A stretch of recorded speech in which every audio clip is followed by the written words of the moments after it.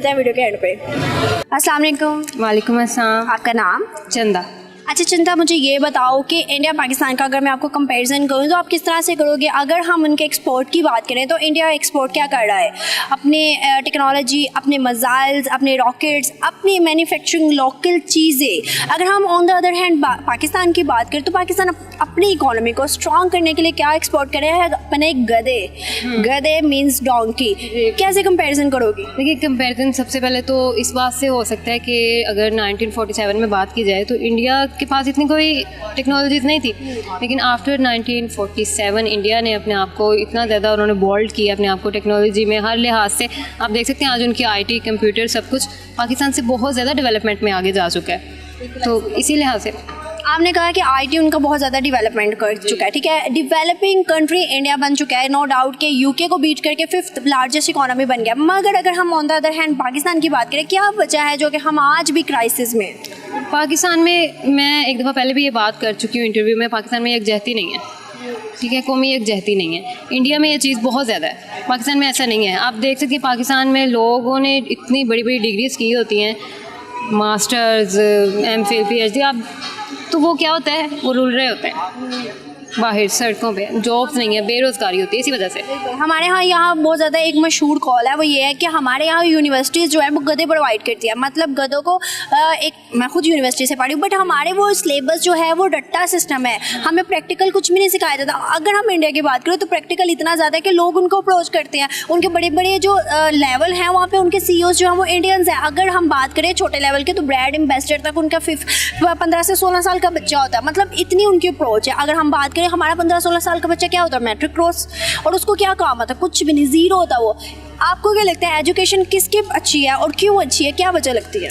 Education obviously India की अच्छी है, सबको नज़र आ रहा है। इसी वजह से, क्योंकि क्यों अच्छी है, क्या वजह लगती है? पाकिस्तान में एक तो यकजहती नहीं है, ऊपर से पाकिस्तान के जो रूल्स एंड रेगुलेशंस हैं, इंडिया के वो रूल्स एंड रेगुलेशंस नहीं है। हमारा, जैसा कि आपने कहा, मैं भी यूनिवर्सिटी में होती हूँ, प्रैक्टिकल्स नहीं होते यहाँ पे, ठीक है। हमें सिर्फ एक रट्टा सिस्टम, एग्री करती हूँ आपकी बात है, स्कूल, कॉलेज, यूनिवर्सिटी कुछ भी हो, वहाँ ये चीज़ें चलती है, जिसकी वजह से बच्चे की जो नॉलेज है वो वहीं पर रुकी रहती है, उसी स्टैंडर्ड तक, वो उसी एक लेवल तक सोचता है। फिर 75 ईयर गुजर गए, इसके बाद आपको लगता है कि पाकिस्तान का फ्यूचर कोई सिक्योर है? पाकिस्तानियों का फ्यूचर पाकिस्तान में रहते हुए सिक्योर है, या पाकिस्तानियों का फ्यूचर ब्राइट नज़र आ रहा है? इंशाल्लाह ताला।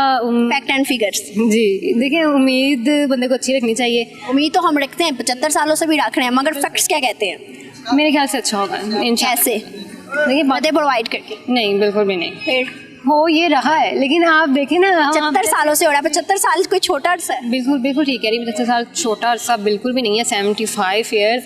लेकिन मुझे ऐसा लगता है कि पाकिस्तान, जैसे कि हम सब आवाज़ उठाते हैं, बात करते हैं इस टॉपिक पे, पाकिस्तान आवाज़ उठाने से क्या होता है? मेरी बात सुनो, एक चीज़ आप कहती हो अपने घर में, लेट्स सपोज मैं आपको एग्जांपल दे देती हूँ, आप अपने घर की मिसाल ले लो, एक भाई पे बहुत जुल्म हो रहा है, आप रोज़ कहोगी ना करो ना करो ना करो, कभी ख़त्म होगा? कभी भी नहीं ख़त्म होगा जब तक कि इम्प्लीमेंटेशन नहीं होगी। जब तक हमारे मुल्क में इम्प्लीमेंटेशन नहीं होगी तब तक कोई चीज़ ऐसे सही हो सकती है? बिल्कुल ठीक कह रही हैं, लेकिन फिर भी मुझे ऐसा लगता है कि इंशाल्लाह ताला हमारे भी यहाँ पे वैसे रूल्स एंड रेगुलेशंस बनाए जाएंगे, एक यकजहती को प्रोवाइड किया जाएगा, और उसके बाद इंशाल्लाह ताला अच्छी उम्मीद है पाकिस्तान में भी, इंशाल्लाह पाकिस्तान का भी इंडिया से ज़्यादा अच्छा नाम होगा।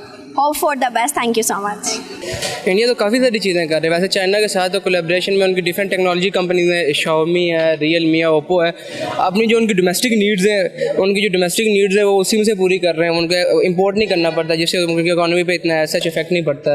लेकिन पाकिस्तान को देखा जाए तो इमरान खान ने कुछ ट्राई किया आफ्टर 1991, यानी कि 30 ईयर्स के बाद उसने पूरी हमारी टेक्सटाइल इंडस्ट्री को रिवाइव किया। But on the other hand अभी हम देखें ये एकदम सडन जब गवर्नमेंट चेंज हुई तो इन्होंने ये काम किया कि वो सारी जो सब्सिडीज़ थी, जो IMF के साथ वायदा था, वो उसमें इस तरह के इक्विपमेंट्स डाले, इस तरह की उन्होंने चीज़ें डाली कि हमारी जो इकॉनमी का पट्टा है ना वो बैठ गया। अभी रिसेंटली मैं कल रात को ही ना एक खबर पढ़ रहा था, एक आर्टिकल पढ़ रहा था, एप्टमा ने अनाउंस किया कि जो 16,000 फैक्ट्रीज़ हैं उनको हम शट डाउन कर रहे हैं, जिससे क्या है कि 5 लाख जो हमारे एम्प्लॉयज़ हैं वो इफेक्ट हो रहे हैं। तो इस लिहाज से इंडिया हमसे, वैसे मैं अपने दोस्तों में भी बात करता हूँ कि इंडिया से हमारा कंपेरिजन नहीं है। इंडिया के रिजर्व हैं $545 बिलियन और हमारे रिजर्व के लेस देन $8 बिलियन। हमारा तो कंपेरिजन बांग्लादेश के साथ नहीं है, उनके रिजर्व भी हमसे कई गुना ज़्यादा है। नहीं, आप आप मुझे ये बताओ, ये तो हो गया कंपैरिजन, ठीक है, गधे एक्सपोर्ट करना कौन सा नॉलेज है? यार हर चीज़ के ना दो पहलू होते हैं। इसका उन लोगों ने एक टारगेट किया, हमें अपनी इकोनॉमी को स्ट्रॉन्ग करने के लिए गधे भेजे। हमें एक यानी कि हमें ना एक ब्राउ बीट किया है एक तरीके का, हमें नीचा दिखाया है, यानी कि उन्होंने लिखे ऑफिशियल लेटर कि हमें आपसे गधे चाहिए, यानी कि वो हमसे और चीज़ें बहुत सी मांग सकते थे। हमारा मतलब कल्चर में, हेरिटेज में बड़ी चीज़ें हमारे पास, सिंधी टोपी है, मैं खुद कश्मीर से हूँ, कश्मीर की काफ़ी सारी चीज़ें इवन के पाकिस्तानी को नहीं पता वो, लेकिन हम उसको ऐसा पोर्ट्रे नहीं कर पाते इंटरनेशनल सिनेरियो में। इस गधे प्रोवाइड कर रहा है, गधे एक्सपोर्ट कर रहा है, इनके बाद इंटरनेशनल मार्केट में क्या इमेज बन गई है? हमारी बस यही इमेज बन गई है कि ये मुल्क किसी खाते का नहीं है, ये कुछ नहीं बनाते, बस ये मौजूदों पर रिलाई करते हैं, ये टेक्नोलॉजी के साथ एडवांसमेंट नहीं लाते और बार बार उन्हें ट्राइड एंड टेस्टेड लोगों को गवर्नमेंट देते हैं, जो हमारे फैसला करने वाले जो लोग ऊपर बैठे हैं।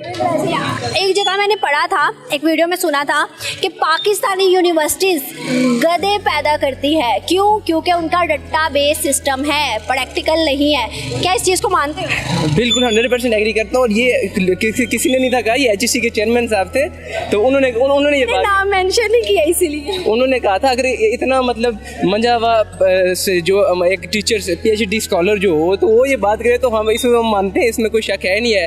हमारे देखें 10th में रट्टा सिस्टम, ये क्वेश्चन याद कर लो पास हो जाओगे, FSC में ये सीन है, यूनिवर्सिटीज़ में थोड़ा हद तक आगे ना हमारा चेंज हो जाता है, लेकिन बाकी ऐसा ही है सारा। आप स्टार्ट तो क्या अब यूनिवर्सिटी बेस पे वो नहीं रही, हम लोग प्रेफर करते हैं थीसिस को, नॉट प्रैक्टिकल लाइफ को, ठीक है?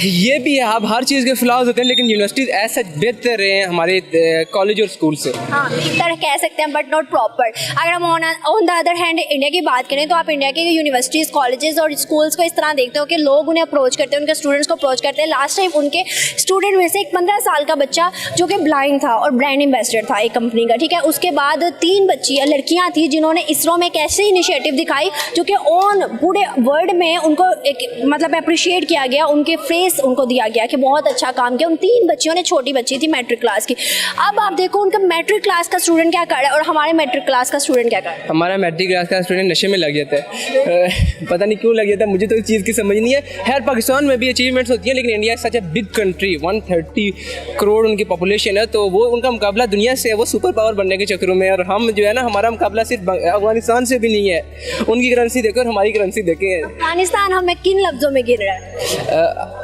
नहीं समझ आया, रिपीट करिएगा। मैं कह रही हूँ कि अफगानिस्तान हमें किन लफ्जों में गिन रहा है? अफगानिस्तान ने हमारी करेंसी को भी बैन कर दिया अपने मुल्क में, बैन कर दिया, और वो तो बॉर्डर को भी नहीं मानते, ड्यूरियन लाइन को, जो उनकी तालिबान की गवर्नमेंट है वो तो ड्यूरियन लाइन को भी नहीं मानते, किसी खाते में नहीं उन्होंने रखा हुआ है। बस लैंड लॉन्ग कंट्री है, उनको हमारा मतलब कि पोर्ट चाहिए, तो उस लिहाज से हम उनके साथ रहते हैं बस। आपको लगता है पाकिस्तान ने जो अब ये हरकत कर दी है गधे एक्सपोर्ट करने की और चाइना ने मांग ली, चाइना हमारा अपना दोस्त कहता है हमें, ठीक है, हमेशा वो इंडिया को प्रेफर करते हैं, क्या लगता है ये जो गधे मांगने वाली हरकत थी, क्या इसके पीछे कोई स्ट्रेटेजी है पाकिस्तान की इमेज और मजीद डाउन करने की? स्ट्रेटेजी क्या है, मतलब कि हम तो बहुत गिर चुके हैं, हम यानी कि हमें खुद शर्म नहीं आती कि हम किस डॉक्यूमेंट में है, हमें तो इसके खिलाफ एहतजाज करना चाहिए, हमें तो अपनी सेल्फ रिस्पेक्ट पर बात करनी चाहिए। ये क्या चल रहा है हमारे मुल्क में?